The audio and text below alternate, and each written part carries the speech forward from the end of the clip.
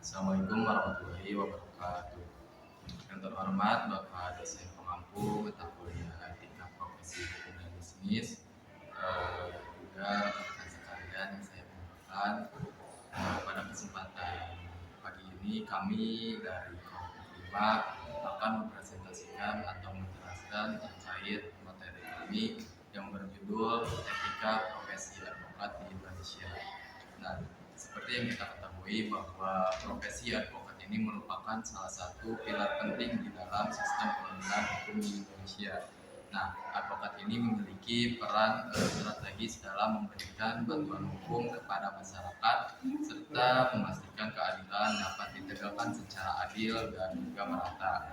Nah, dalam menjalankan tugasnya, advokat tidak hanya dituntut untuk memiliki kemampuan hukum yang baik, tetapi juga harus berpegang pada etika profesi.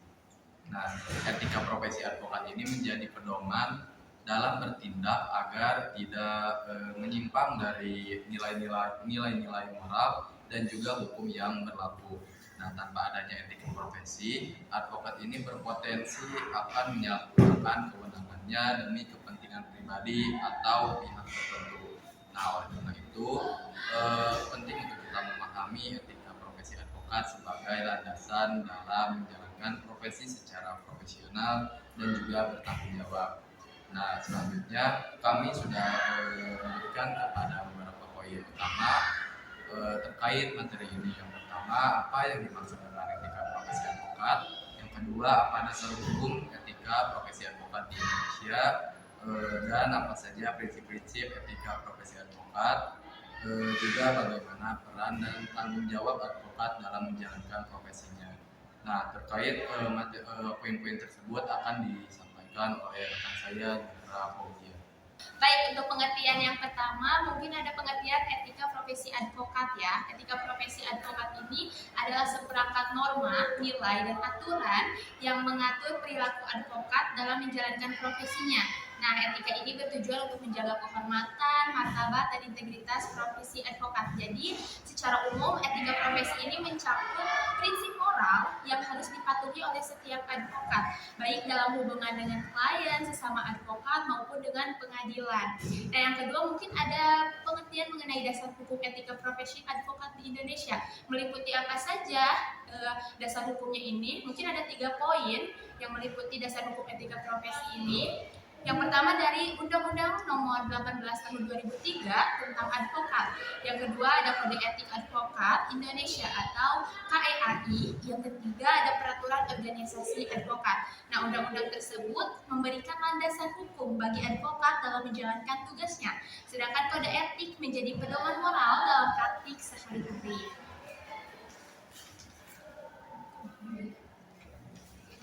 Baik, untuk penjelasan yang ketiga mengenai prinsip-prinsip etika profesi advokat. Mungkin ada beberapa prinsip utama etika profesi advokat, yaitu yang pertama ada kerahasiaan, kedua independensi, ketiga integritas, keempat profesionalitas, kelima ada keadilan advokat. Nah, yang pertama ini kerahasiaan atau confidentiality. Advokat wajib menjaga klien kecuali ditentukan lain oleh hukum.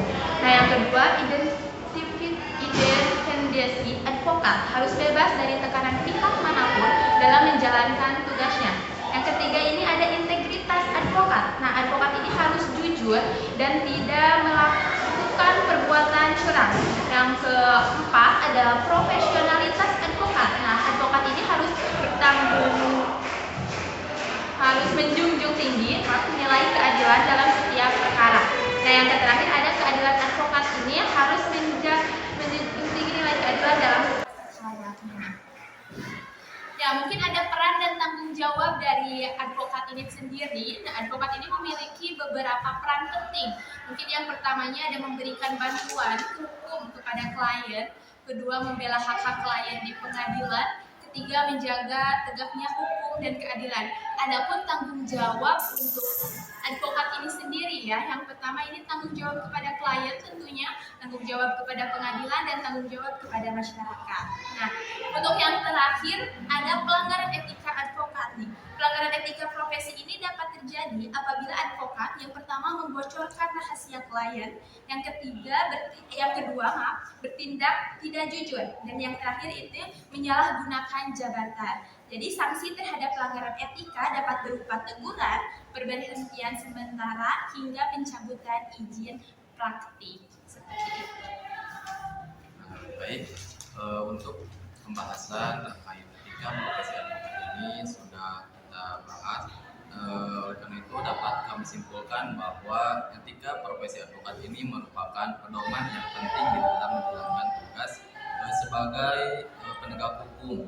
Dengan adanya etika profesi ini, advokat diharapkan dapat menjalankan tugasnya secara profesional, jujur, dan juga bertanggung jawab. Mungkin sekian pembahasan yang dapat kami sampaikan. Untuk lebih jelasnya lagi mungkin nanti akan dibahas oleh dosen kita Bapak Anwar Musa. Untuk terkait tugas bagi rekan-rekan yang tidak hadir, nanti akan kami cantumkan pertanyaan terkait materi ini di dalam kolom komentar. Itu kami cukupkan sampai di sini. Akhirul kalam. Wassalamualaikum warahmatullahi wabarakatuh.